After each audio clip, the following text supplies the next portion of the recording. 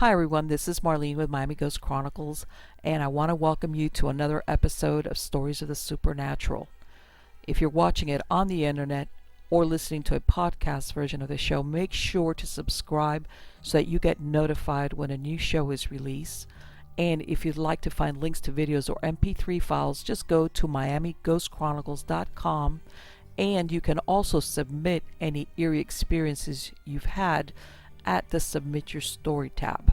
Also, hook up with us on Facebook, Twitter, and Instagram, where you can find information not only about new shows, but also about monthly free merchandise giveaways.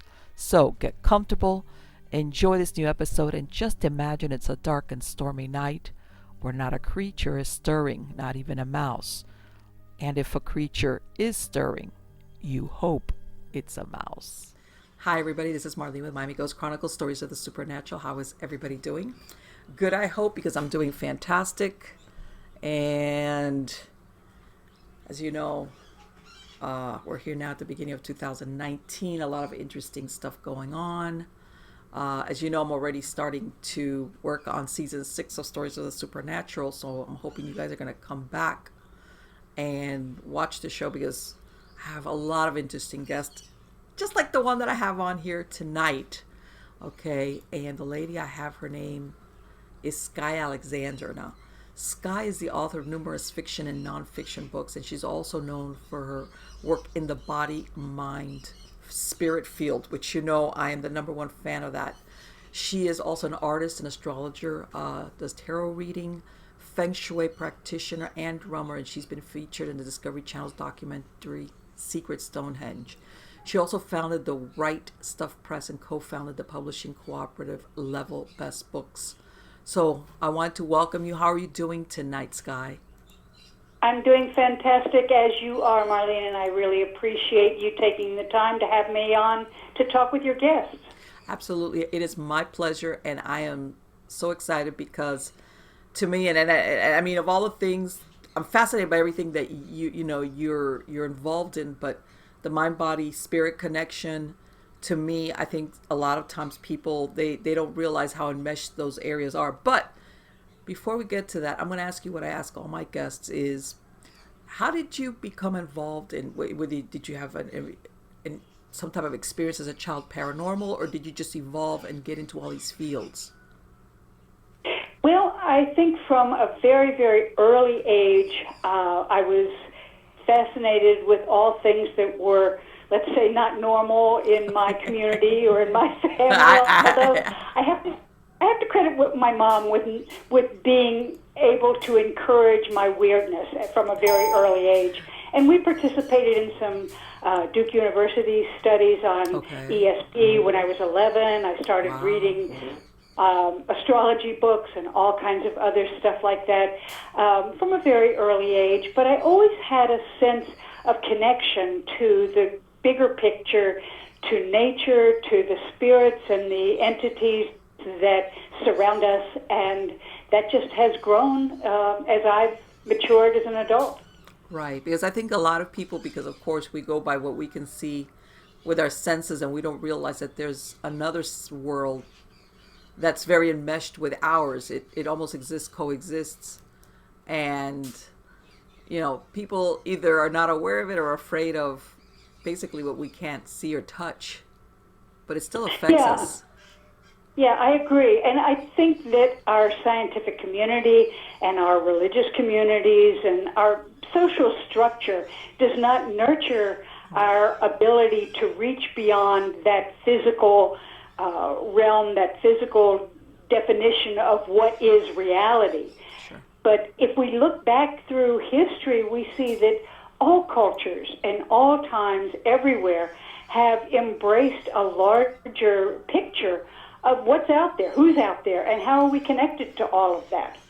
Of course. And well, even now, the physicists, you know, are saying, you know, as far as atomic and subatomic, like that the apparition, the apparent, if you look at something that looks solid, it's just an appearance as far as we can see. But if we could look at a subatomic level, we'd see things are vibrating and they're not as solid as they appear. And of course, because we always think of things as being solid and can't be moved or you can't go through, and that's not the case really. In other words, just because we can't see it doesn't mean that that's not exactly there. Well, Heisenberg showed that the observer influenced what was being observed. Yes, you're and absolutely therefore, right. there is no such thing as objectivity as we'd like to believe it is. We all participate in our realities and in what happens to us and what happens beyond us. Right. And a lot of people don't. And you know what? I'm glad you brought that up, because sometimes, Skye, people think that they themselves on an individual basis have little or no effect on anything. In other words, everybody thinks that to produce an effect, it has to be a large group of people. And that's not the case. No, it's not. Every little thing we do connects with every other thing that's out there. I mean, we're all part of a great web, if you will, a great cosmic web. And that what happens here where I am in Texas, and what happens where you are in Miami, and what happens in China, et cetera, is felt throughout that whole web, just like a little insect creeping across a spider's web. That spider can be a long way away, but she'll still feel that. And we do too, even though we're not necessarily consciously aware of it, it still impacts us. Right, exactly. That sometimes I think people think, well, I'm just nobody. I don't have it. And I'm thinking to myself, not only physically, but mentally and spiritually, I imagine the thoughts and feelings we put out not only affect us, of course, but like you said, it's like a ripple effect or a web where eventually it's felt across. And now that you brought that up, because, you know, we mentioned a little bit earlier before we started recording about the law of attraction. Okay. Right. And you remember this was, I think it was it 2007 when The Secret came out, which is when it kind of like, I mean, that concept had been around for quite a while, but that's when it really like got a lot of exposure. And right, to the general audience. To the general audience. And a lot of people were excited, but then a lot of people poo-pooed it. But I was like, no, it's just that it was done in very broad strokes because, of course, it was being put into a movie to entertain. Yes. But the concept, I personally believe, is valid. Oh, absolutely. Both positive and negative. Yes. Yeah, and I think that being aware of that is very important for each of us, because we do create our own realities, and we do have impact on what's going on around us and on everybody else, in the lives of everyone else, and not only people, but animals, plants, the environment, the whole cosmos is interlinked, in my opinion. I've just been rereading some of the old Seth material that I read back in the early, mid-'80s, I guess. And it talks about that in great depth, about how our emotions, our thoughts as human beings impact our environment and the weather and the conditions in that, you know, that we're talking about now a lot in terms of climate change and, you know, major earth upheavals, if you will. Right. That it's important for us, in my opinion, to be aware that our thoughts have a lot of power beyond just our own little lives. Sure. And I'm using little as a right, because that, I mean, when we compare ourselves out of, you know, a population of billions worldwide, that's how most people think of themselves. Yeah.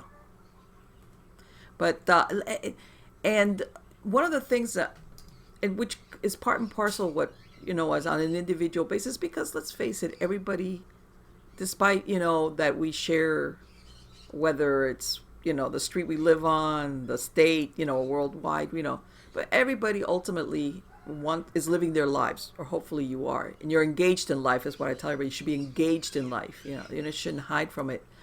But a lot of people sometimes, they feel that they are at the mercy of circumstance or fate or whatever you want to call it.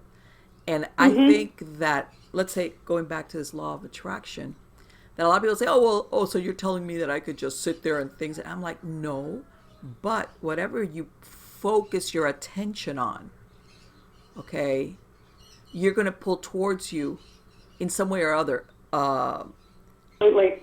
And I'm going to give the example. You remember, I don't know if you remember, I'm going to use the movie again because it's, you know, how the guy one of them, he sees himself driving a certain car, and he makes believe, and people are like, oh yeah, yeah, I'm going to sit in my living room and I'm going to pretend, like I'm driving this sports car I want. And people don't realize, and all of a sudden I'm going to go out my front door and there's the sports car. And I'm like, no. But if you start, things will shift around in your reality to bring that manifestation to you, whether it's because you make more money. In other words, it takes you, maybe through a route you could never have imagined. Sometimes people kind of are their own worst enemies when they want something. They think, yeah, I'd like that, but I don't see how that could ever come about. Or that we don't feel we're worthy for it to come to us. Yes, exactly. It's like, man, I'd like it, and you're absolutely right, because you know what? I'm a big believer, and I understand truly the power of our subconscious mind and expectations. And it's unfortunate how limiting sometimes we can be as to exactly what you just said. Are we worthy? Do we deserve it? Or do we even want the responsibility if we get it? Oh, you said the R word, responsibility. Oh my God, that's a bad word, Skye. I'm only kidding. But well, we think about it. I mean, if we decide, for example, that we think we might want to have a romantic affair, for example, yes, a relationship, yes, but are we willing to do the work that's necessary? Are we willing to adjust our lives so that we can find companionable ground between us? All of those things have to come into play. And sometimes I think that we block our opportunities, whether it's for love, whether it's for a successful career, whether it's for health, whatever, because we don't want to either do the work or take the responsibility, or, as you and I were talking about earlier, deal with the changes that will come if that enters our lives. Sure. And people, and one of the things, because that's one of the things I do understand, is because I was a hypnotherapist for many years, is that our subconscious mind will extrapolate from that change all the things that can come with it. And usually it goes in the direction of the negative, because we feel safer being in our comfort zone. It's like, this is what we know. Despite what we say we want, like you said, maybe I would love to have this romance with this person, whatever. But then usually our subconscious mind goes down the road, exactly what you described. What if I'm dumped? What if this person does something? What if I fall madly in love and then they break my... Yeah, we go, because... All those what ifs. Oh, what ifs, yes. And I think a lot of people, don't get me wrong, I think it's, it's okay, of course. Nobody wants to be rejected, but I think sometimes people cheat themselves out of a lot of experiences because of that fear. Right, I think we limit ourselves, yes, by that fear, exactly. Right, they want the guaranteed outcome. And that isn't necessarily what ensures growth. No, it's not. It's not. In my opinion, growing spiritually and in many other ways, emotionally, psychologically, etc., involves taking some risks, and it involves stretching beyond your comfort zone. Sure. But that is scary for all of us, because we don't trust the unknown, and we don't trust ourselves. Yes. Oh my God. That's bad for me. We don't trust that we really do have power, and we are good people, and we are moving in a direction that is healing and can be happy, and we just limit ourselves too much. And I think also sometimes, Skye, people don't know how to forgive themselves. Let's say you made mistakes in your past. You made mistakes, bad judgment, stupid stuff. I mean, come on, if you've got a pulse.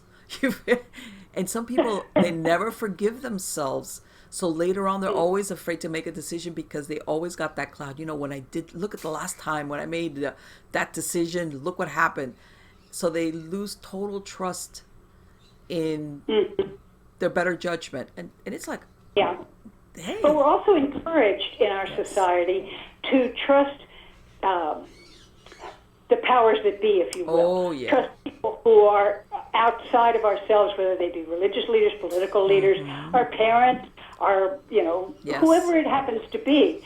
We're not encouraged to trust ourselves and our own, what I think of as the quiet voice within that inner voice of wisdom that really does know what's right for us and our intuition. Rather, we project it out onto others and say, well, why don't you tell me what I should be doing? Or why don't what's right? Right. In the bio that I described, you do tarot and you do astrology. Let me ask you, Skye, do you ever get people that, even though they come for a tarot or an astrological, for you to do their chart, they're at the same time want almost that you're going to give me good news, right? Like, this is going to work out, right? Everybody wants good news, and I usually try to give them good news first. Right. And then if I see things that don't look quite so comfortable, I feel obliged to tell them that. But I also try to give them some understanding about where is this coming from, and what are the things you can learn from it, and what are the best things you can do to handle an astrological crisis, if you will, that's coming up. And you may not be able to avoid that crisis, but you can handle it in good ways or less effective ways, if you will. Right. And so that, my opinion is that I'm not going to hide that from somebody, because that's not my job. That's not why they come to me. Right. But I also want to offer constructive suggestions, at least, that they can choose to follow if they want to. Right. And everything, I believe. Go ahead. Well, what we talked about earlier was that sometimes, and I'm sure you've done charts for people, or even a tarot reading, where you see this change. And by this, I mean not that there's some type of major change that, and sometimes people, despite what they say, when it really comes down to it, they're very resistant to change. And I'm sure you've seen sometimes where, like, it's going to happen whether you want to or not. And I wonder if you give them the advice to go with the flow, because sometimes some changes, there's just no way to escape it.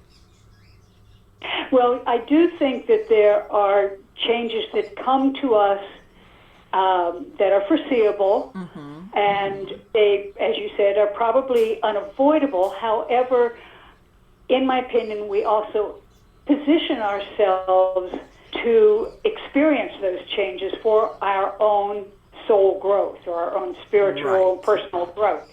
So by allowing those changes to manifest in our lives, we can grow and benefit, and maybe have some really wonderful things happen that we would not have expected otherwise. However, as you mentioned, it's kind of natural for us to be a little apprehensive about that, because most of us have a little bit of control freak in us. Oh, of course, yes. And we're apprehensive about the unknown. And that goes back to what we were talking about earlier, that we don't trust ourselves. We haven't been taught to trust our own judgment and our own feelings. We've been taught to put that out onto authorities. And so when we're faced with changes, we don't necessarily think that we can find our way through them, and that we can handle those in a constructive manner that will be beneficial to us. But we can. And sometimes it's going to be hard. I mean, we're going to lose our loved ones, or we're going to get fired from a job, or we're going to face a health crisis. But that doesn't mean that those things do not have positive ramifications in our lives, or that it doesn't mean we can't benefit from going through those experiences. Let me ask you, Skye, do you think that sometimes, and that, for example, exactly like what you said, as let's say a job change, that sometimes, like you said, when we fail to follow our intuition, or the universe like tapping us on the shoulder, giving us hints like, hey, maybe it's time for you to move on, let's say to another job, and we kind of like go into that, no, this is what I know, or like you said, you're kind of like afraid that you don't believe you'll be able to do something else, and then all of a sudden, because you haven't followed your intuition, the universe drops like a big pink slip on your desk. and then at that moment you're like, think it's catastrophic, but it's almost like something that you knew all along, but you were resistant to it or didn't trust yourself. Well, I think that if we train ourselves to pay attention to the small things, the small indicators, the little coincidences. Yes. Oh my God. Yeah. We can then gradually move up to handling the bigger ones. Right. And I feel like the more we resist making the small changes along the way and being aware of what those are telling us, the more likely we are to hit a really big crisis or a big demand on our psyches later on. Well, it's we can prepare ourselves. Right, like almost like if you practice following your intuition on the little stuff, when you start getting inklings about certain things, you're more trustful of what you're feeling. Right, because sometimes the universe has to hit you over the head with a 2x4 to get your attention. Yes, exactly. You're right. That's and people don't realize, and how I'm sure, it's happened to me that when things happen, it's like, that part of you that goes, I knew it, and it's of course, yeah, you did know it. You just didn't you chicken out, and don't want to go where that leads because, whatever the circumstances are in your life, it's like, oh, I'm afraid what happens. And I mean, a million reasons why we hang on to what is familiar, because despite everybody's into their routines, some people more than others, but the familiar is, it's all about the pleasure. And now let me ask you, now, like we were talking about this, at the beginning of the year, this is when everybody makes their New Year's resolutions, and a lot of the times it has to involve some type of change, whether it's because lose weight or get healthy, whatever. What do you see coming up for 2019, Skye? Overall, what do you see coming up?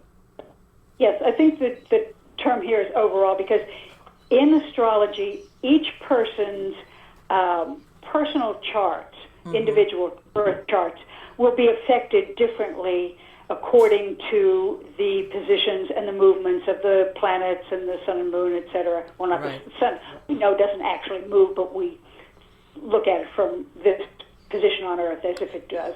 Right. Anyway, so each person is affected individually as well as collectively. Okay. But we do have some really major situations astrologically coming up this year, and one of them very much deals with what you and I were talking about just a few minutes ago, about change versus holding on to the status quo, or holding on to your past, your comfort zone, etc. And that, in astrological terms, is described as the position of the planet Uranus, which represents change and upheavals and new experiences, in a stressful position, forming a stressful position as we view it from Earth, looking into the sky, a stressful position to the planet Saturn, which is the planet of the past, of status quo, of everything that is stable, secure, etc., etc. Okay, so we have that conflict going on. The two planets are what we call square to each other, which is it generates a stressful energy between them. And so we're going to continue to see a conflict, as we do see in our society right now. We see it politically in terms of new energies being brought in to change the old way of doing things. And there's a lot of stress and a lot of conflict and a lot of excitement that's generated by that. So I think this is going to be a theme this whole year for all of us on a collective level. Right. But for some people, particularly those of us who have planets, sun, moon, etc., other planets in early degrees of Aquarius, Taurus, Scorpio, or Leo. Okay. So, and if I understand correctly, it's everybody gets some change, but to different degrees depending on what is in your chart. Is that correct? Yes, that's correct. And we also have Pluto thrown in there, which is the planet of, and these are also going to be very, very important to people who have a lot of Capricorn energies in their charts, because both Saturn and Pluto are positioned in Capricorn right now. Pluto is the planet of death and renewal, the destroyer, and the planet of rebirth, like the phoenix. Right. So that we're going to see a lot of major transformations going on here. And they're going to often be of a somewhat hidden or subtle nature, so that we won't necessarily always see the whole picture right out there like it's on a movie screen. A lot of things are going to be hidden. A lot of things are going to gradually emerge, but it's really the death throes for a lot of our old ways of doing things and our old belief systems and our old structures that need to be updated. Right. And I'm glad you point that out, because sometimes people think of change as like, but then it's like you change things and you get rid of the old to bring in the new, and that's many times what we need. Yes, absolutely, because new growth cannot exist until room is made for it. And even things that we think of as being bad, so to speak, in quotations, like a forest burning down. Right. That has to happen sometimes so that new growth can rise out of those ashes. Exactly. Yeah, you need that renewal process, but like you said, something has to die or be done away with or change to make room for the new. Often we look at our own lives and see something that we thought was the worst thing that could possibly happen to us. Yes. Turns out to be the best opportunity that we ever had. Yes, but only in hindsight, of course. That's what happens we don't. It's afterwards when we look back, but when we're right in the middle of it, we're like, oh no. Yeah, but and it's like a part of you mentioned it. People trusting themselves that they're going to be able to handle whatever comes up, even if nobody's giving them an exact map. It's like you're going to be okay. That's true, and we don't have an exact map. If we go back to the idea of free will, and that our thoughts and our emotions and our perceptions alter whatever happens to us, or create whatever happens to us, or both, then we have to believe that we have the power to take charge of this, and that we are the authors, the architects of our existence, whatever that may be. And that, to me, feels very empowering, that I don't feel like I'm a victim. I'm not vulnerable. Right. I'm not just some weakling who's here waiting for the universe to act on me. I'm a participant. Exactly. And a lot of people fail to realize that they do have that power. And Skye, let me ask you, and I know some people will say when it comes to astrology versus, like you said, free will, how does one work with the other? Let's say, because when you look at astrology, you're thinking, okay, basically this is I've kind of got like a roadmap that my life is going to follow based on when and where I was born. And how does free will interact with what's been laid out for you because of your chart? Well, in my opinion, we are presented with energies. The planets, as they move through the skies, which we call transits or progressions in astrological terms, they send energy in our direction. We decide how we want to use that energy. Okay. Exactly. So we have a Uranus transit, and that's sending us the energy of change. How do we want to change? How do we want to embrace or reject new experiences? We get the energy of Mars, and it says, well, it's time to be assertive. It's time to, act in the world. So how do we choose to do that? It's a combination of both. We have infinite possibilities, probably. But we are influenced by astrological factors in a particular direction, and they just are sending us material to work with, if you will, in the form of energy. And we get to choose how we want to use that. Plus, I imagine also if a person is working with an astrologer in their chart, I guess the timing is also important. You know how they say everything in life is timing? I guess depending on what you want to do, you decide, is this a good time for me specifically to do or not do? Because I'm sure, haven't you ever told somebody, yeah, that's a good idea, but the time is not right now? Yes, that's true. One of the most common ones that, a lot of people know about, even if they're not really keyed into astrology, is Mercury retrograde. Oh, yeah. And, 4 times a year, 3 weeks, we get Mercury looking like, from our perspective here on Earth, as if it's moving backward in the sky. And what happens during those periods is that everything gets confused and conversations get mixed up and communication gets delayed and, travel is complicated.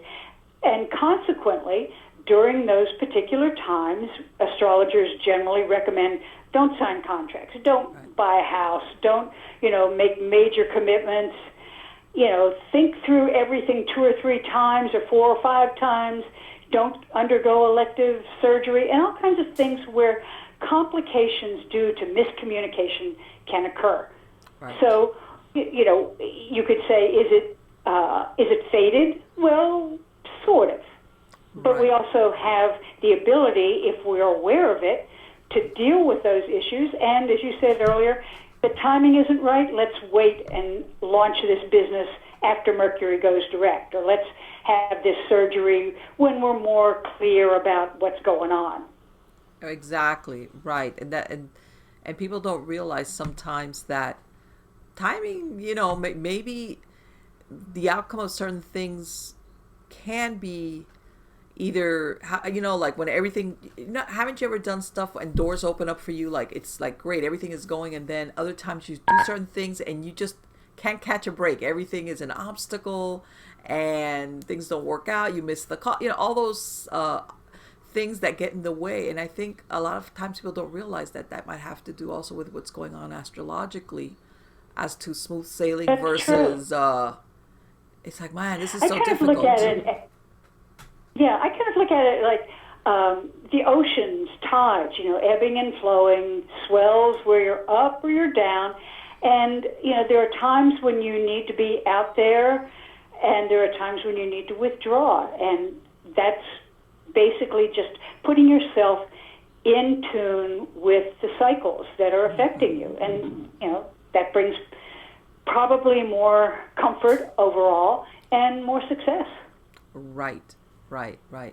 Exactly. That's what I'm saying. Like what you pointed out. If it's Mercury retrograde, don't sign a contract. If wait, until you're out of it, because okay, that's good to know. Other things that people, believe me, I've had my own experiences during Mercury retrograde, including getting lost in Vermont. You name it. It's been stuff like it's like. So when you say those things, it's like, yeah, believe me. I've had experiences along those lines that normally I know for a fact that wouldn't have happened to me. But it's like, and we were talking earlier about a little bit of touching on the ideas of witchcraft and magic and that sort of thing. And those, being in touch with and in tune with those energies is really, really important in terms of getting the outcome that you seek. Yes. Like with Mercury retrograde, for example, a lot of things are likely to be delayed, or they're going to get confused, or you're not going to get the outcome that you desire. Likewise, you want to pay attention to particularly lunar cycles, so that if you're doing some sort of a spell for increase or to attract something or growth, you want to do it while the moon is increasing also. You want to do it during the waxing moon. Whereas if you want to do something to encourage decrease or endings, you want to do it when the moon is diminishing in light, when it's waning. And just harmonizing yourself with those cycles in nature will make a big difference in whatever outcomes you seek. Let me ask something, Skye, along those lines of, let's say, like you said, whether it's the waning or the waxing moon. And I know, for example, if somebody is trying to do something, a ritual or anything, let's say for protection, would that be versus removing negativity? How's that? Like, people sometimes get confused. Should one do one in one cycle versus the other, for example? Yes, I would do those during the waning moon. Okay. As far as, because you want to decrease the harmful, negative, or uncomfortable energies that you are experiencing, and you want to perhaps bind whatever force is generating those energies in your life. Okay. So you want to do that while the moon is diminishing, while it's waning, in order to stay in tune with the timing of decrease.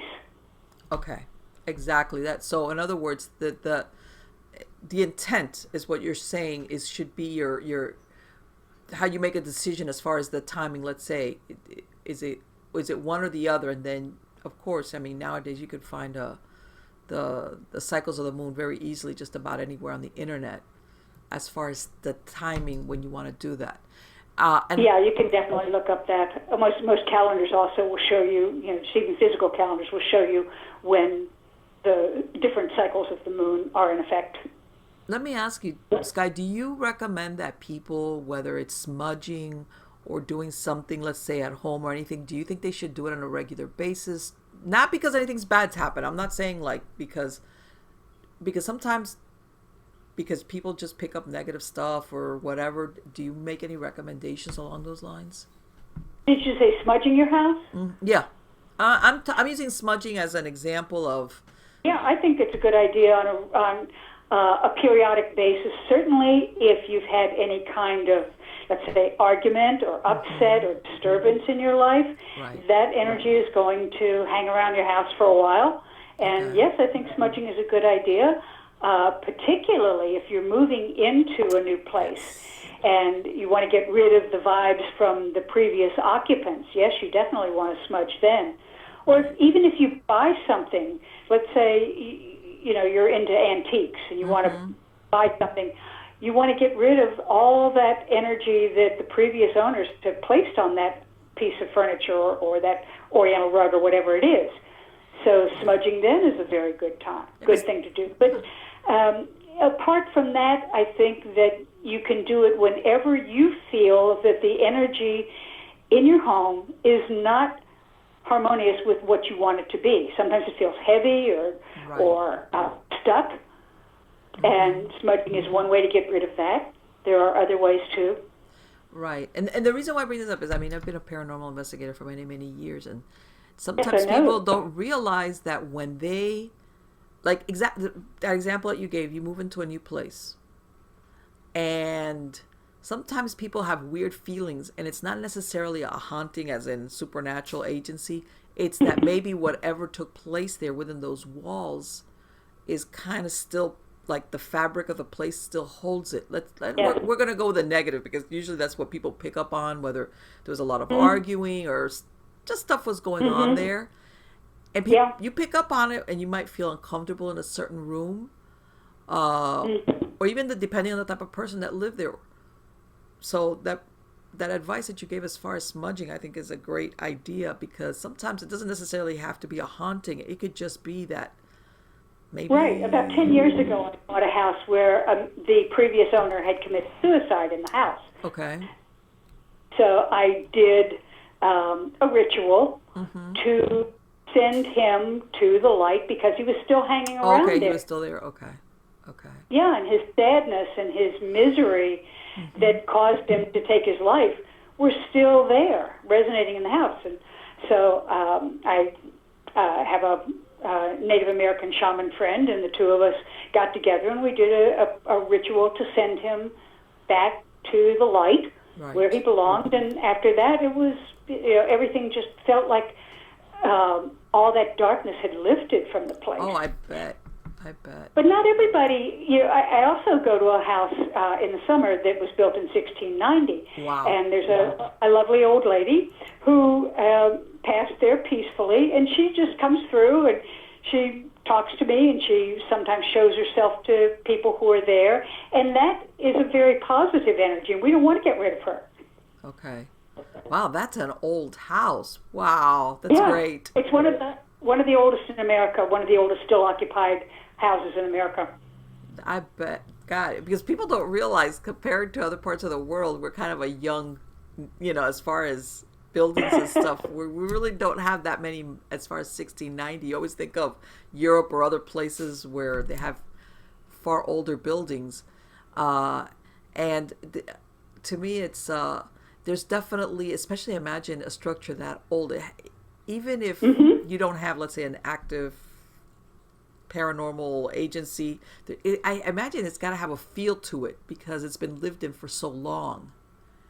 Right, and there are all kinds of activities that have gone on there. You know, there are Yes. births and deaths and weddings and celebrations and sadness and, you know, all kinds of things. And many, many, many people who have passed through that space. So it's kind of fun to experience those energies. Oh, yeah. And to feel that we still have contact with those souls, those entities, those beings who are on the other side.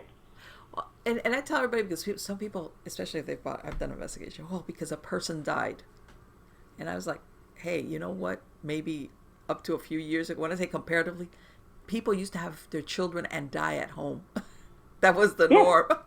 You know, unless you die somewhere, people would die at their houses. That doesn't mean that just because you died in the house or even had a wake, which a lot of families did, that's haunted, because this was what everybody did. Well, I think it also makes us more connected to and more comfortable with the process of life, death, renewal.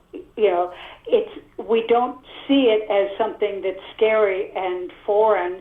It's part of our normal existence. Yeah.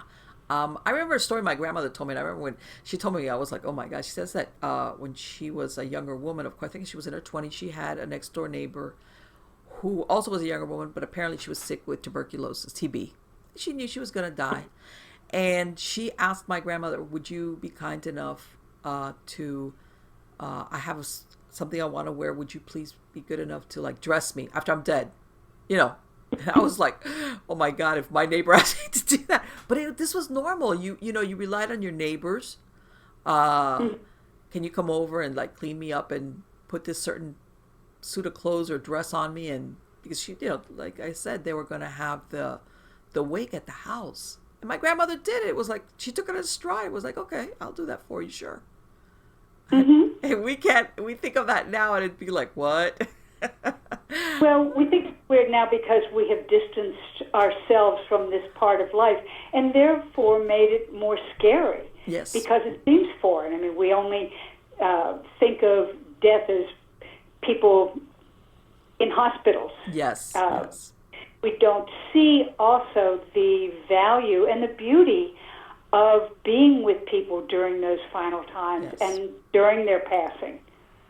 Yes, I agree that, I mean, it's despite being a difficult moment for family members, you know, and of course we all want to think of ourselves as dying in old age and while we sleep, you know, the perfect way to leave our lives.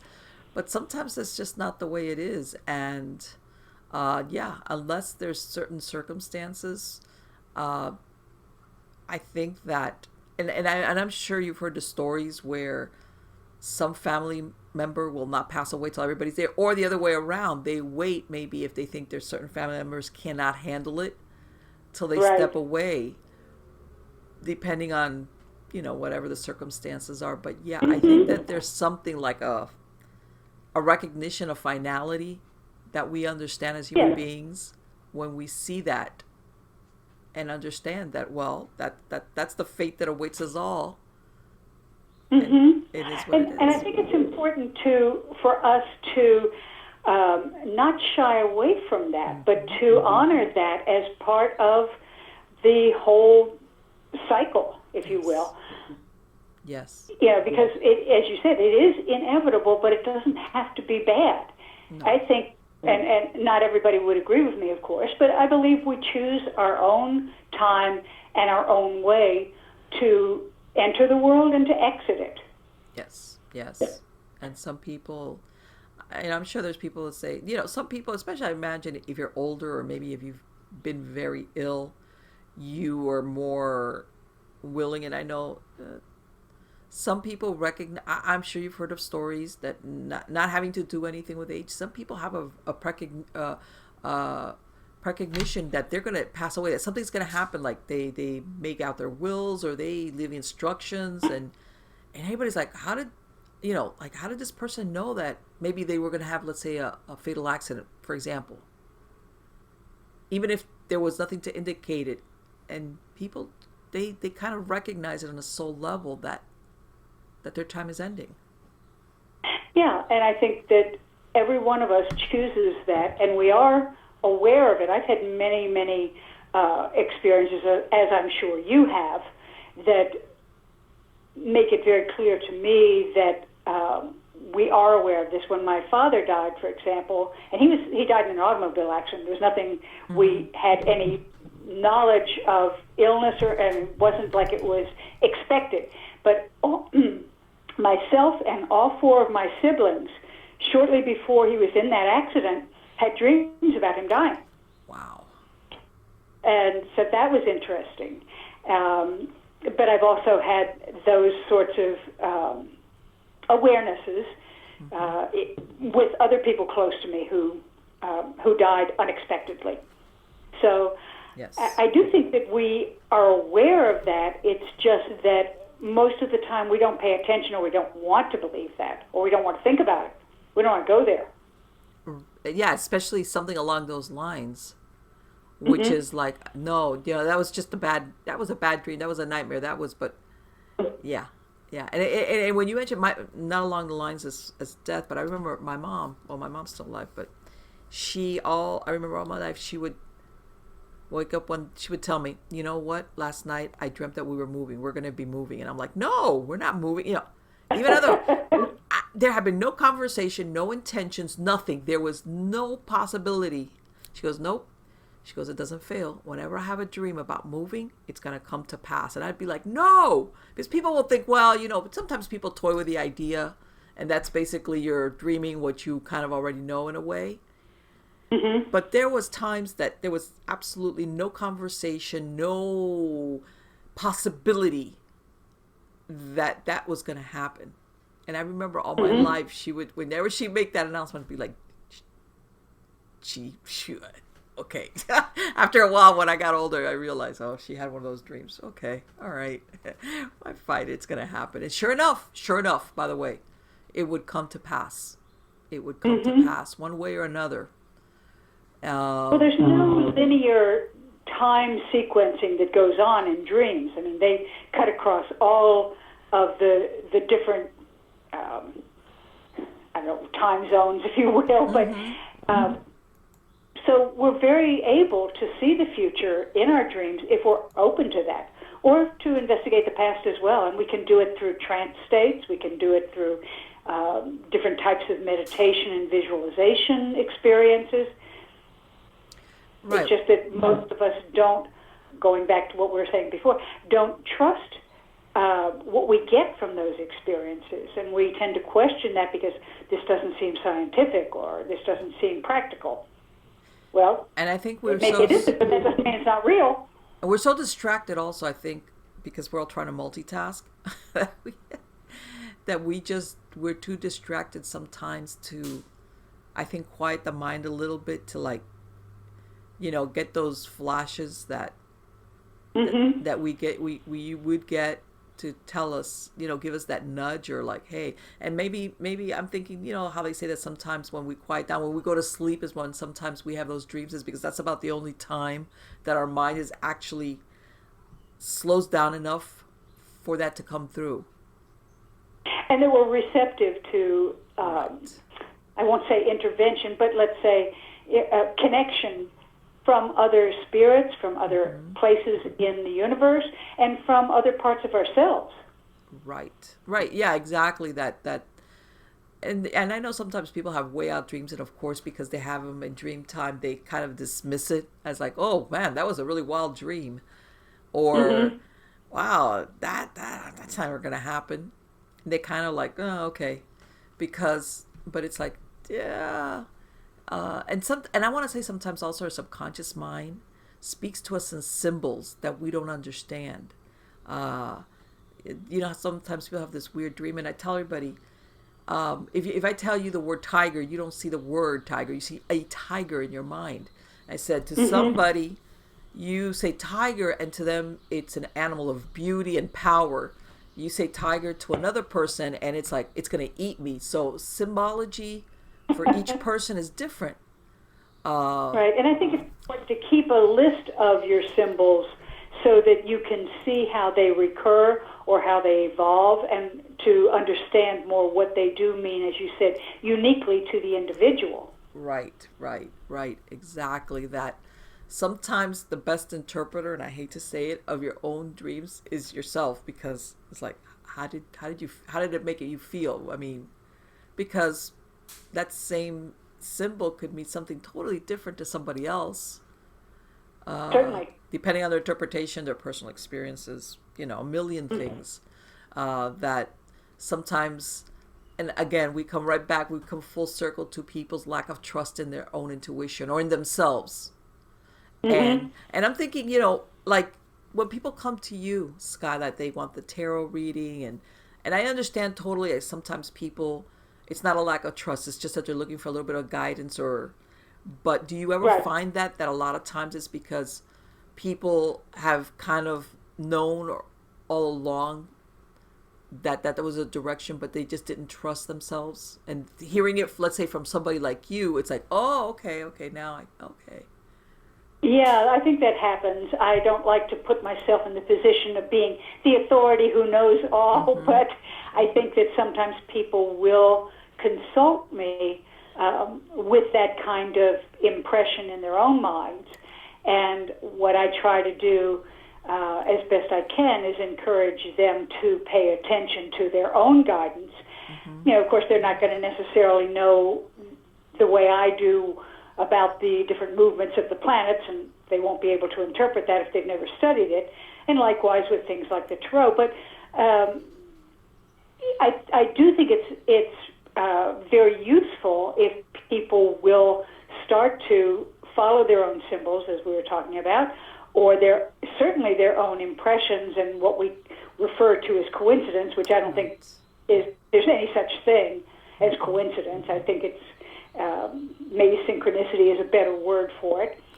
But yeah, I think that people do often come to me because they've had some sort of a feeling or an impression or even a vision sometimes that they don't understand, and they want to get a little bit more clarity on that, and hopefully I can offer that to them.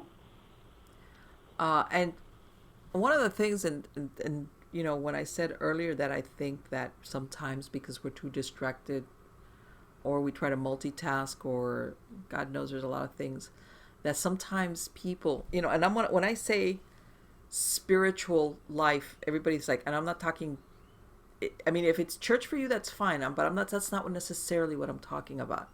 When I'm talking about spirituality, I'm talking about you maybe quieting all that other stuff down and getting in contact with that part of you, which, like you said, sometimes interacts with the world that's around us, but it's unseen.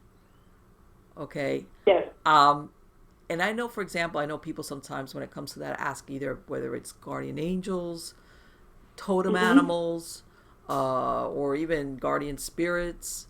And I want to say, because a lot of people say, well, do you, one thing or the other? And I say, I think all those things, how can I say it? It's not that one is wrong or one doesn't exist and the other one doesn't. I think that everybody on an individual basis just has some version of that. Yes, I agree. And I think they're all exist. I think they're all out there.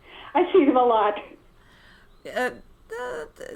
And for example, when sometimes people, when they say about, let's say, totem animals, that they say, well, because everybody thinks, let's say you're thinking a guardian angel, it's like human, so you always interpret it as a human type of guardian. But when people think of animals as being totems, I said sometimes it could be certain qualities about it that identify with you. Do totems, and that's another thing that I've heard people ask, is it like a guardian angel that it's the same one for all your life, or do they change throughout your life? Well, my opinion is that we all have at least one very personal guardian angel who is with us forever. We might have more, but that they can invite other angels to come and help out when need be. Some of those other angels may have specific areas of expertise, if you will. And so our personal angels might invite them to come and offer a little extra assistance when needed. And the same with spirit animals, that we have certain totem animals who have a very close connection with us for our entire lives. But once again, we may have other animals who appear to us, whether it's in the dream state or whether it's in a physical way or some other vision, who appear when we need to know what they're trying to tell us or when we need the powers that they have, such as, okay, let's say you need to be more wary and more clever and more crafty about certain things. You might see a fox. Okay. Or if you see a heron, for example, and it isn't something that's normally in your environment, that might mean you need to pay more attention to being independent and thinking for yourself. Right. So that may not be your lifetime totem animal, but it may be telling you something you need to know now. Right, and that involves a lot of paying attention to what's going on around you. In other words, as far as what people might think as, well, that's happenstance, but maybe just the timing on it. Like you said, you're seeing something that normally you wouldn't see, and then you ask yourself, why am I seeing that? What does that mean to me? What are the energies of that animal? Yeah. And people have a hard time thinking that the universe talks to you that way. I think people have a really hard time with that because sometimes people want things written out, like, here's it is. I'm giving you a script, and it's like sometimes the universe is kind of like gives you messages in a lot of different ways. Yes, and often it is telling you in a very obvious fashion if you were able to get outside of your expectations. And then you can see, because a lot of it is symbolic. If you can see the symbolism and understand that, then you can get the message that the universe is trying to tell you before it has to hit you on the head with the 2x4. Yeah, of course, and I think that's happened to everybody along the line. Some point where, it's like, I knew it, and I say I knew it because we just like, for a lot of reasons, sometimes plain old laziness or we just don't do it. We drag our butts on it, and then the inevitable comes, like just like when you're in school and you get a project and you have the due date and you like procrastinate, and then it's the day before and you're like, oh my God, or the big exam. People sometimes do that a lot of times where they kind of know things internally and then they don't see all the indicators because... Yeah, and I also think that a lot of people are afraid of the criticism or the judgment that others may make on them if they reveal some of these things. Yes. Because a lot of people, you and I don't worry about people thinking we're woo-woo. I mean, we are. It's like, okay, all right. I have a very good... Why be normal? It's like, hello, that's boring. But, a lot of people do think, when I sit down and talk to people off the record, so to speak, and they find out that I'm not going to judge them, they'll reveal all kinds of fascinating things to me that they think, maybe I shouldn't be thinking this, or maybe I shouldn't feel this way, but most of us have had experiences that someone else would think were weird. Oh, yeah. And they're not. We all have them, and the fact that we all have them means they're not weird. They're normal. They're very common, in fact. Yes. It's just that we're afraid to express it. Oh, you will get that from, especially depending on, you'll get it from people that are like either police or military or doctors or, something that, you're supposed to be very analytical and everything. And either when they retire or off the record, it's like, oh, by the way, yeah, I've had this experience and that experience, but don't say anything because it's a career killer or, Yeah. Yeah, and a lot of people also, I find, I live in a very conservative Christian community. Okay. And a lot of people tend to think that if they have visions or they, feel that there are things that come up in their subconscious that they can't necessarily rectify with the teachings that they've been taught, right. They think it's evil. And so they're afraid to pay attention to it, and they want to get rid of it. And so I think that any time, like you're talking about, I think science has a similar kind of, places similar kinds of limitations on what we can believe, what we can accept, and what we can experience, just as many of the religious organizations do too. And to me, that's unfortunate because there just because it's something that doesn't fit into a particular mold doesn't mean it's wrong. Well, exactly. I've talked to several people, like you said, that sometimes they're psychic, or they've had psychic experiences, stuff that they know in themselves that this is not my imagination. But because of where they worked at, or even their families, they shut it down quick, because to them it was like, I do not want to be ostracized. Yes. And I know that if I talk about this, I'm going to get ostracized. I've had guests that in my show that have had psychic experiences as children, and they've said that when they said something to their parents, children take things at face value. They're like, they didn't exactly get in trouble, but they were told, do not talk about that again. Right, yeah. I had an experience a few summers ago when I met a little boy who was about 3, and he introduced himself to me as Will. And I spent some time with him as he showed me his house and his garden, et cetera, et cetera. And then I went to his parents and said, oh, your son Will is a really sweet little boy. And they said, his name's Sammy. And I said, well, why did he tell me his name was Will? And they said, oh, that's just his imaginary friend. So I went back to the little boy, and I said, why did you tell me your name was Will? Your parents say your name is Sammy. He said, in my old body, I was Will. Oh, wow. So I went back to his parents, and I said, listen to this child. Do not talk him out of this. He's telling you about a past life that he had. Yes. And you can learn a lot if you just listen to him and honor his experience. Yeah. But that scares, not all parents are that open-minded. It scares that a lot of, either it scares them, or they're religious, if they have a certain, they want to shut that down right away. And usually by the time we enter school, we have been shut down. But most children, I think, probably are pretty open to that stuff when they're 3, 4 years old. Yeah. And they just don't get any encouragement, and that eventually they realize they're being shut down. Yes, no, it's like, well, and I hate to say it, and part of it is conformity, okay?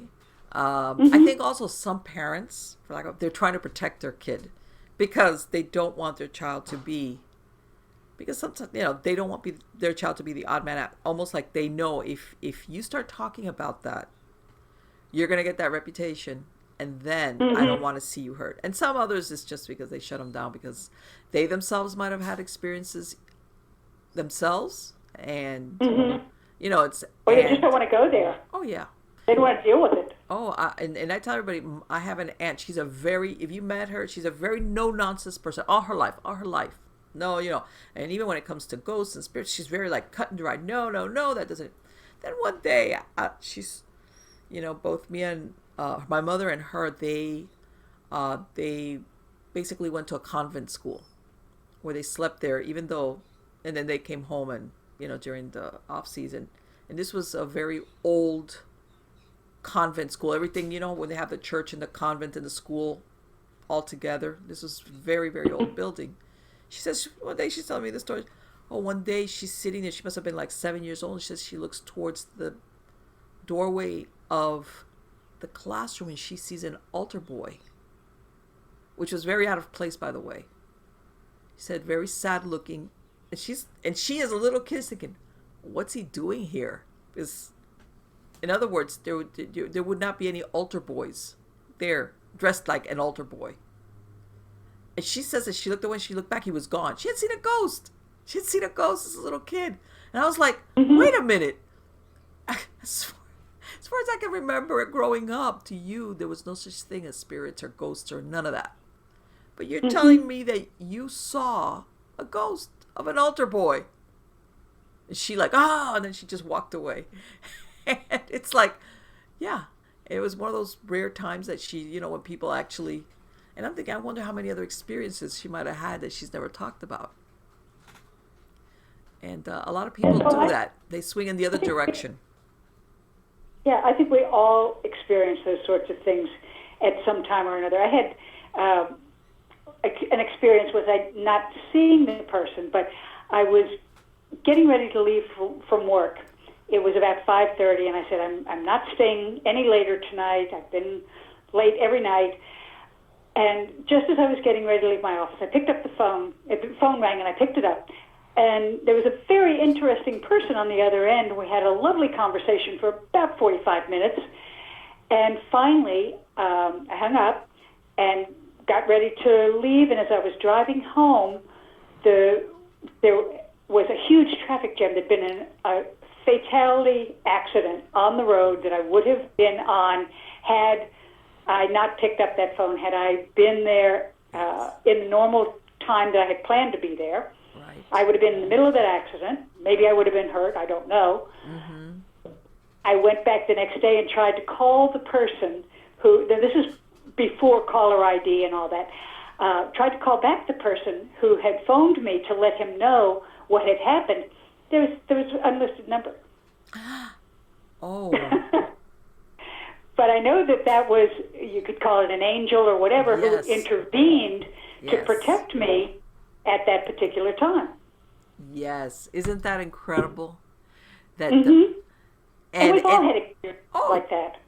Absolutely. Yes, yes, yes. And like you said, it wasn't just a regular, that was a day that you were like, I'm getting out of here now. In other words, your strong intention was like, I'm going to leave like now, because, and I think everybody that has worked for a living has found themselves in that predicament where, and then, you see stuff like that and you're thinking, okay, yeah, my guardian angel was like, whoosh. And sometimes we dodge the bullet and we don't know we dodged the bullet because we never have that moment like what you described where you saw the accident.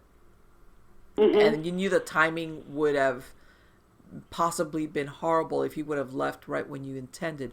But sometimes things happen where we take a different route, we do something different, and we never... And now I always pay attention.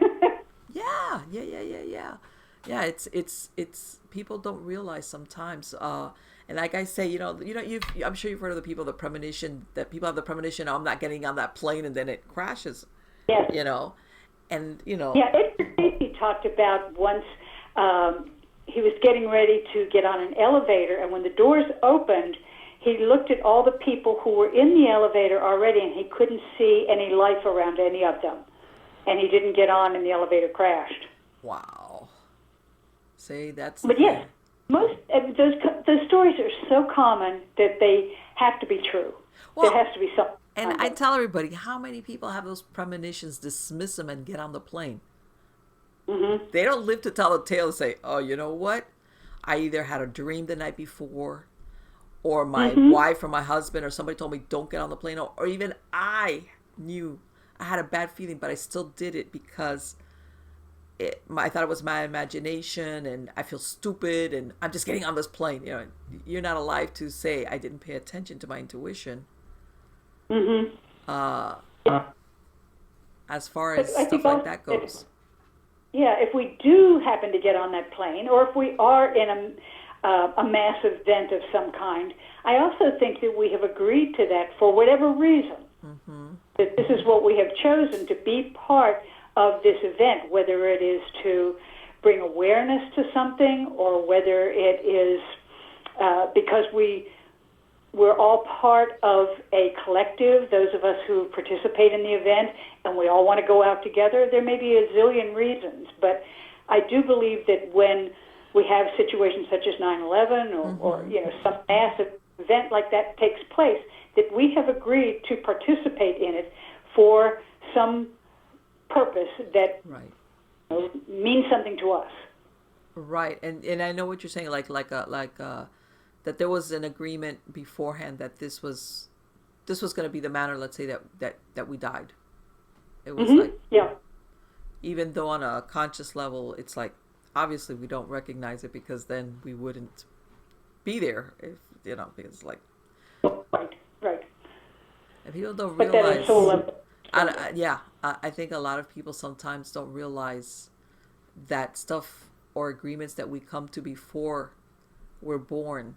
And of course, if we actually recognize them, we wouldn't be able to function in this plane because it just doesn't work. In other words, it's like we would be going crazy. We would just be totally, in other words, you have to kind of be in ignorance of all those agreements that you made. Or sometimes I think people don't realize that sometimes you come to the fork in the road, and maybe you'll end up in the same place, but you can either do the short route or the long, the long route. Yeah, Dang it. yeah. And I agree with you totally on that. And I think it happens sometimes with illnesses too, that we may have an illness that we avoid through whether it's inoculations or whether it's through medical intervention or whatever it happens to be, and then later on that might give us a reprieve for a while, but later on we're going to find that something else was a manifestation of that we dodged the bullet, if you will, for a while.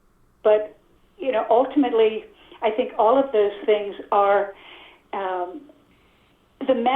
part of the map of our consciousness that we establish for ourselves for whatever reason. Right. And you're right, we don't know in advance, possibly not only because we would be afraid, but because it would interfere with the growth process and the lessons that we need to learn along the way if we knew that. Right, exactly. It's almost like being ignorant is part of, in other words, what would you do? You have to make that little, whatever the choices are, out of being in a state of ignorance of what the outcome's going to be. Mm-hmm. And I've done past life regression on people, and other people have always asked me, "Oh, do you believe in reincarnation?" I said, "I'll tell you what, I personally believe it, but usually what I tell them is, because I've done it with clients who sometimes they have sometimes people do it just out of curiosity because they want to see what their past lives are, but I've done it also with people who have, let's say, for example, certain phobias they can't explain. And I said, look, sometimes I've seen it work with people who have done traditional therapies. They've gone through so many things and it hasn't worked. And they have no idea why they feel that way. Let's say that they're phobic about something. And sometimes doing a past life regression has taken them, there's like an understanding that they understand it. And contrary to what people think, because sometimes people think that if you have that aha moment, let's say in a past life regression series, you're going to come out and go, I get it. I'm not afraid of that. And that's not my experience. But usually, like within a couple of months the most, that fear leaves you.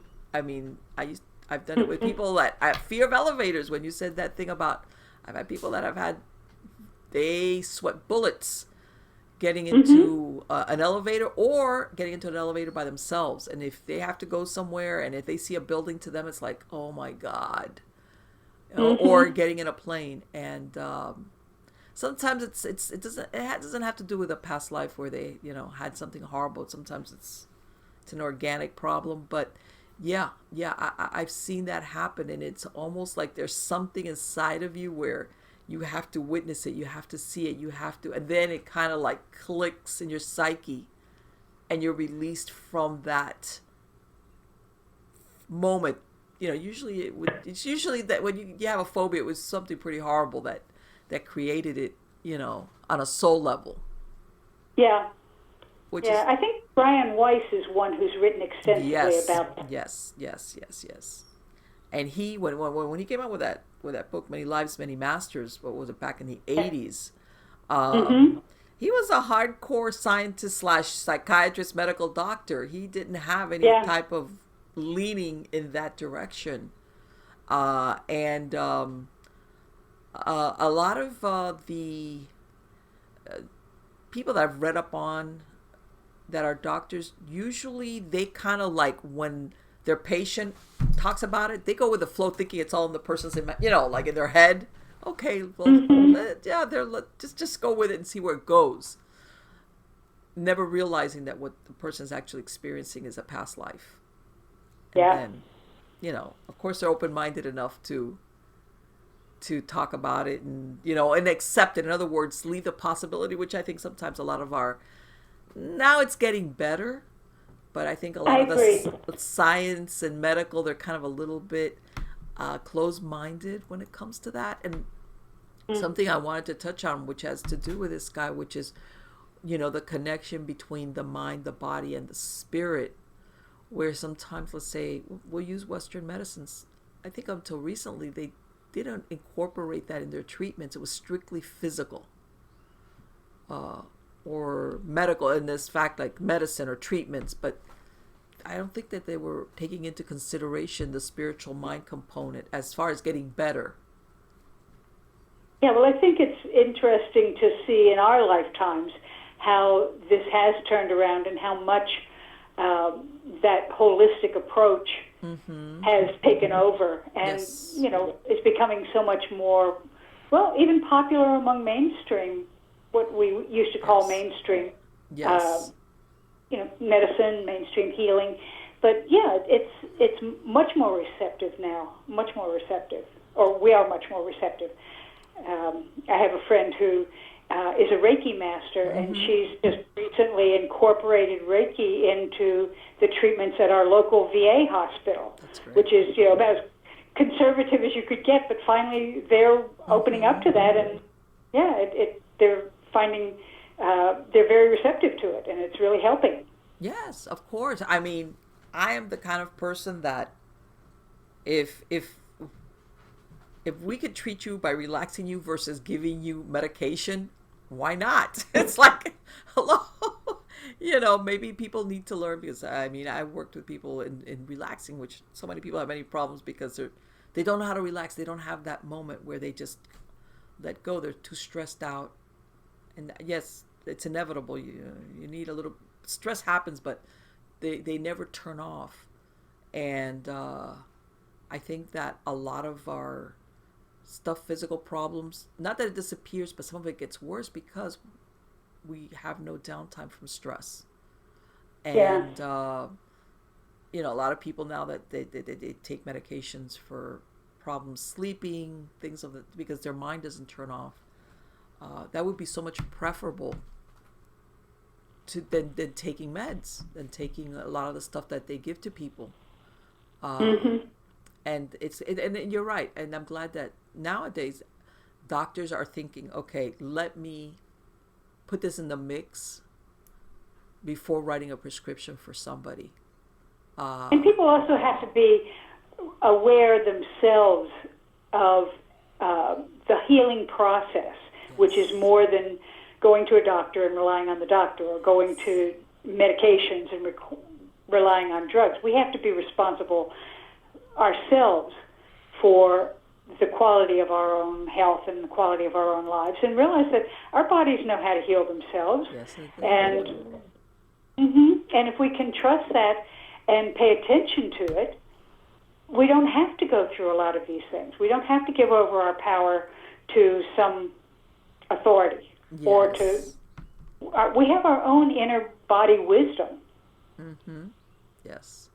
And I think a lot of times I think it's because society puts it in a certain way that, and I'm going to give you a perfect example. My mom, I want to say, when she went to her 50s, she had a little bit of high blood pressure, so she would take medicine. They give you the little pills. And there was a point also where she would, she wasn't diabetic, but, she would control it with diet, and they gave her little meds, and she got a little bit older. She was developing Alzheimer's, but my mom had always been really, really good, I have to say, about taking her medicine. She health-wise, she was okay just for these little things.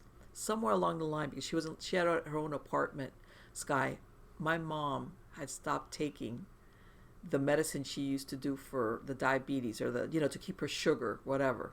And she wasn't testing herself. And I was like, crap. So I took her to another doctor, and I was like, oh my God. And the doctor says, well, you know what? Her blood sugar is testing okay today. Let's keep an eye on it and let's see what happens. Guess what? My mom, her own body regulated. She didn't need the meds ever again. Okay? And it will if we allow it to, because we know in our body wisdom what we need. Yes. And it goes back to what we were talking about earlier with our thoughts. We create our world, our reality. Yes. And that if we focus on illness, we're going to attract illness to us. If we focus on being well and healthy and happy, we'll attract that to ourselves. It's just our minds give our bodies the commands to generate in a particular way, whatever that might be. And by the time it finally gets down to the body level, it's been in the mental body, it's been in the emotional body for quite a while, evolving down to finally a physical level where the body is saying, okay, pay attention. Yes, exactly. Like, all right, I've tried everything else, but so now I'm going to have like a, not a breakdown, but okay, I'm something that you cannot overlook or dismiss or ignore or whatever the case might be. Yes, absolutely. Yeah, there's a wonderful called the emotional, what is it called? It's about the emotions and how they, Healing Power of Illness, that's the name of the book, which links in a very easy to understand way a number of our common illnesses and the psychological dynamics behind them. Yes. And it makes so much sense when you look at the fact that everything is interconnected. We don't have just the physical, we don't have just the mental or just the emotional. They're all part of the whole pattern. Yes, and a lot of people don't, and that's and I'm glad you pointed out because in truth a lot of illnesses are not strictly organic, as in the body, and because people sometimes it's like not only what are you thinking, it's how are you feeling. Like, tell me how you feel, not what you're thinking, how you feel, because I think a lot of it translates into our bodies. And I hate to say it, when it shows up, of course, in disease, then we're talking negative feelings. Yes, absolutely. And the more you ignore it, depending, of course, how bad that feeling is. If it's maybe something that you've been, let's say, in denial about for years, maybe even from childhood. Maybe it does. It's taken 50 years, but it's going to pop up in such a way that you say, well, you know what, you're going to have to deal with it. Now you're going to have to deal with it, no matter what. And I've seen that on more than one occasion, that there's no way really in truth to separate it, because obviously we are more than just ourselves as far as the skin suit goes. There's our self-awareness, our spirit, our soul. I mean, everybody wants to describe it a different way, but what goes on there actually affects us in our body.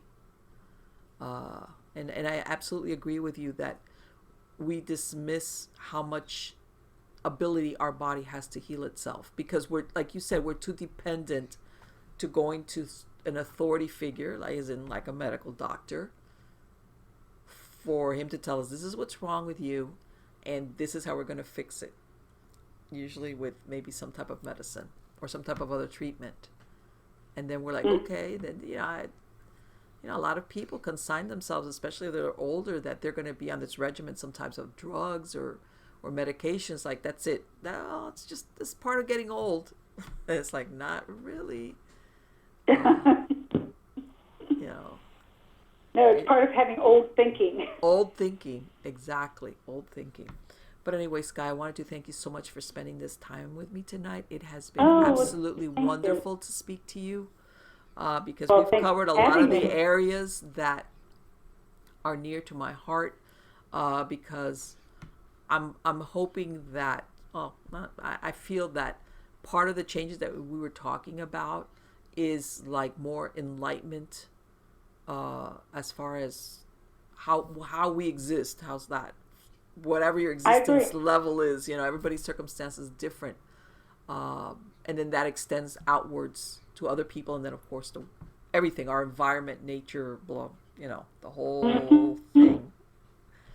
So, yeah, I agree with you, and I see it as bringing welcome and much needed change into breaking down the old limits and the old barriers. Yes, and change is not a bad thing. Scary, but absolute sometimes, but overall at the end, I think it's always serves the best and most positive outcome for everybody. Well, we have no choice in it, right? Isn't the only constant change? Yeah, and that's what people. You That's why can't avoid it. you can't. And sometimes it's like it's gonna happen no matter what you do, how much you dig your heels in. It's gonna happen. So might as well go with the Yeah. flow. What is it like? Hold tight. Here we go. When you get on the roller coaster, like here we go. And we'll just go with it. You're right. And I really appreciate you having me on tonight and giving me the opportunity to talk with you and share ideas with your audience. It's always fun. And by the way, I am going to have a link to your website on the credits of the show. But for my podcast listeners, what is the website where they can find you at? Okay, my website is skyealexander.com. And I'm trying to find a good web designer to update it. So if you know of anybody, please let me know. Okay, we'll put it out there. Well, somebody, they can get in touch with you at that website and take it from there. And absolutely. But again, thank you so much, Skye. It has been wonderful. And thank you. I want to wish you the best of luck in any new projects you might have coming up. Yeah, I have a new book coming out in a few days. Oh, you are? What is that? What is that about? Because I've been showing a banner here with some of your most recent releases. Oh, thank you. But what book is it that you've got coming out? It's called Magical Astrology. Oh. And it is actually a updated, revised, completely rewritten version of a book called by the same title that I wrote almost 20 years ago. Oh, and I'm psyched that it's coming back into print and that it's there's a lot of new information, and that should be out any day now. You can already do pre-orders, but I'm looking forward to getting my copy sometime this week, and that should be fun. Okay. And I've got 5 more books coming out this year, so I'm This is going to be a busy year for you, definitely. It's going to be a big year for me, yes. Congratulations. Congratulations. So I hope maybe we'll talk again sometime. Absolutely, darling. Take care. It has been wonderful. It's been great. Thank you so much. You're welcome. Bye-bye. Isn't she fantastic? See?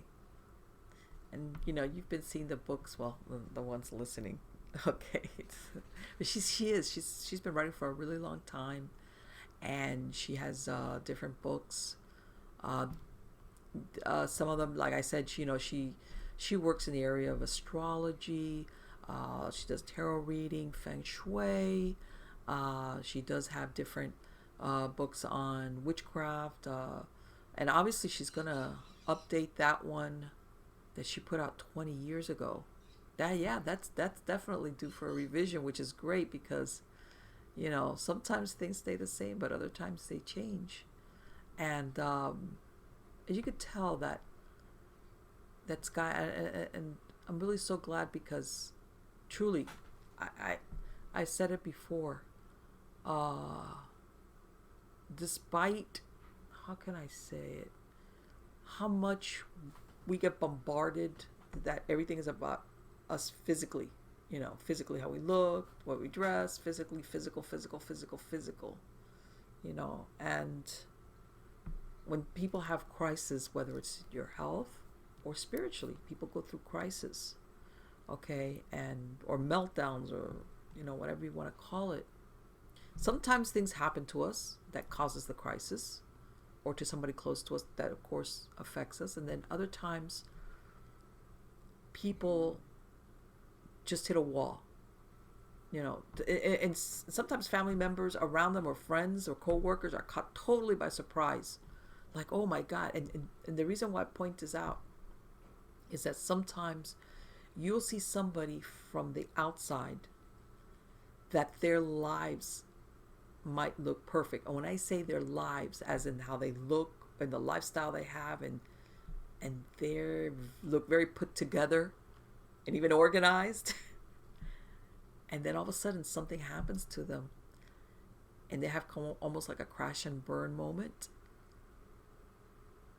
without an apparent crisis causing it, and everybody around them is like, where did that come from? And the point I'm trying to make is that we can have a spiritual and or mental or spiritual or in and of itself a separate one crisis that we disguise first of all very much. Why? Because everybody around us goes by what we look like or what things appear as, or how successful this person appears, like they're really together. And because of course we're talking here, whether it's the mental or the spirit, it's not tangible per se. There's no way to measure it. And people sometimes, like what we were talking about, people tend to ignore that, or they don't want to address it because sometimes it might be something painful going on. Okay, it could be something painful having to do with their careers, with their relationship. Maybe they look like, man, you should be happy, but you're not. And people sometimes have a hard time coming to grips. I'm going to say this because in their mind, or society, or all the commercialism or stuff that we get put in, driven into us, is like, when you have this, or when you get there, or then you'll be happy. And then all of a sudden they get to that point, that level, and they're like waiting for the aha moment. I should be happy because I have this, or I got that, or I'm working here, and it's like, huh? And a lot of people can't come to grips with that because their spiritual, mental part, they've kind of shoved it aside. And then they have this, because they're kind of lopsided, and they have a crisis. And I think we do so at our own peril. I really do.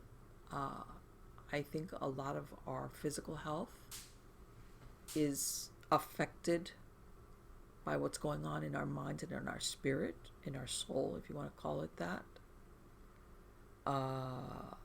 And sometimes I absolutely agree with Skye. Sometimes illnesses that we manifest are things that we've not paid attention to on our spirit / emotional / mental level.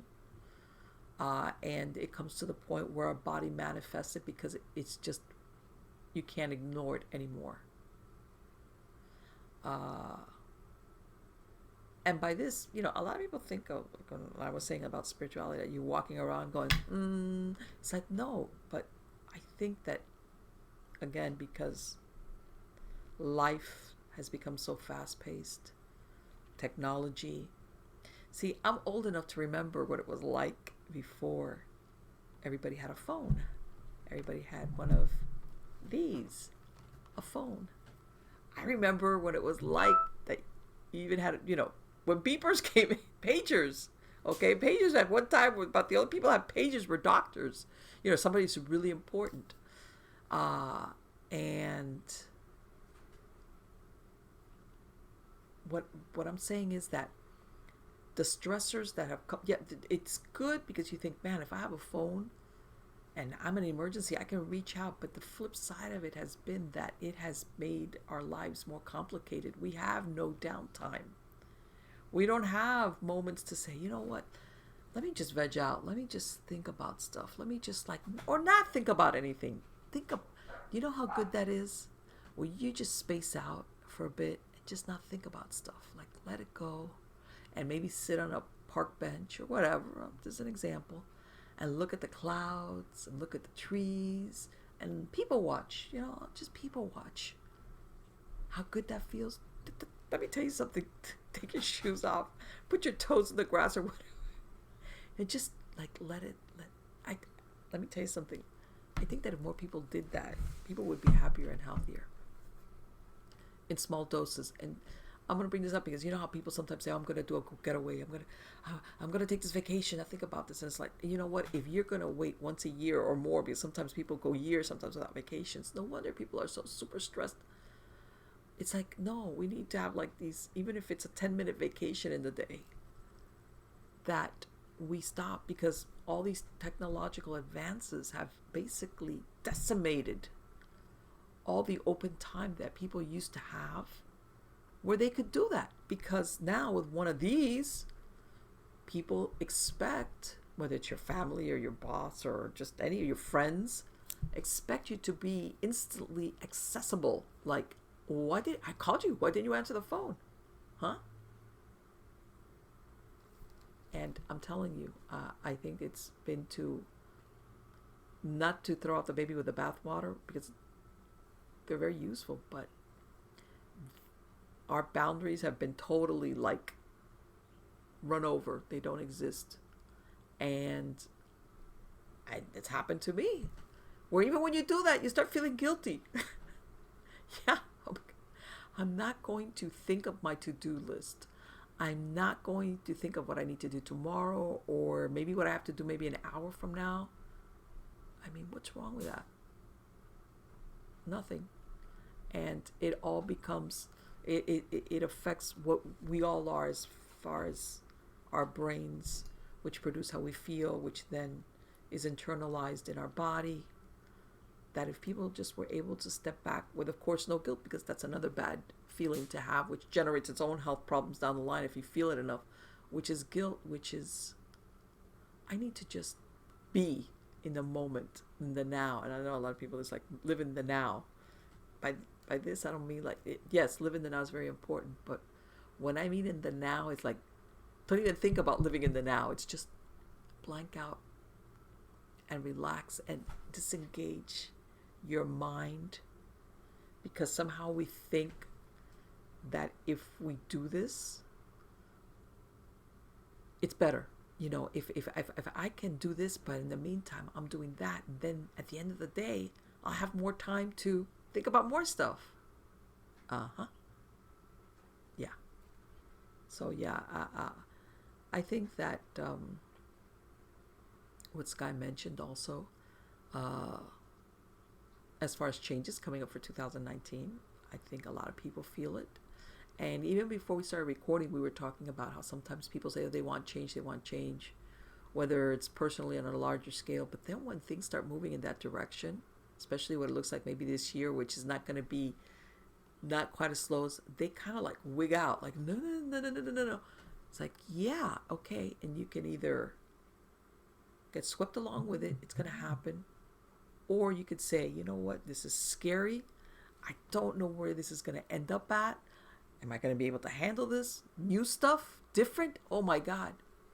And part of you's going to say, I'm going to hang tight and I'm going to go with the flow. And I'm going to be excited and I'll handle it. Whatever it is, I'm going to get there. And I personally, I'm one of those that's excited about change. Don't get me wrong. I have my routines. I like stability just as much as any other human being. But I do get excited about change. And I think it's necessary. Because I think the worst thing for the human spirit is stagnation. And a lot of people cling to what they know because, well, maybe I'm not happy with this, but God, that's better than what? The unknown? Forget it. We all need to like move along. And by this, I mean, because a lot of people think of like, well, when you're in your teenager, in your 20s, and I think we need to do that all the way through till we die. Yeah, we have our routines, but we need to be like, always get excited about the change and welcome it and just trust in our intuition, trust ourselves, trust in the divine, whatever you want to call it, whatever floats your boat, that you're going to be okay. You're going to come out at the other end of it. And you know, what's that thing? Expect good things. So anyway, guys, thank you for being part of my audience. You're all wonderful. I'm so glad you come back every week for shows. And of course, as you know, links to the videos and to the podcast are available at miamighostchronicles.com. There's also direct links to podcast platforms. I know a lot of people have favorite ones such as Spreaker, Stitcher, iHeartRadio, iTunes. I have direct links there that will take you to the show files. Or like I said, or if you want to download the MP3 files, or if you want the link to the video portion of the show. Also, you can submit your stories, whatever they might be. Send them there's the tab there that says submit your story. Or you can send it to Marlene at miamighostchronicles.com. Because of course, I'm always looking for new stories. My last book just came out less than 60 days ago, Supernatural Safety, which one of the parts that I mentioned is exactly what Skye was describing, what people should do before they move into a new house, or they bring in something into their house, something they picked up on the curb, in the flea market, in the garage sale, something even that dare I say it, even your old auntie gave you. You need to work on that. You need to like bring it in fresh into your living space. Okay. Your sanctuary, because that's what our homes should be, our sanctuary. I feel like Quasimodo. But anyway, thank you again. You guys, I've gotten a lot of suggestions for show themes. I've got a lot of great guests. As you know, I've also putting out another series. It's called Supernatural Storytime, which is I'm retelling a lot of the stories that I've received from true believers or stuff that I've received for like over 20 years on emails that people have sent me. Short stories about experiences that they've had. So I thought, but the best way, because the truth is, everybody's so shy. First of all, a lot of these emails, I got them years ago about experiences people had. There's no way of me to be able to. And most people I've noticed don't really want to talk directly or retell it. So this was the best format that I had of retelling these stories that people have had about their experiences. So make sure that you can go to supernaturalstorytime.com, but if not here, I do have that series, and you're going to find it very, very interesting. Again, these are just stories about events and things that people have experienced. It doesn't have to be with ghost or paranormal, and sometimes it's never explained how or why that happened or what the outcome was, which is great. But people have had the experiences nonetheless. And again, I have fantastic guests coming on.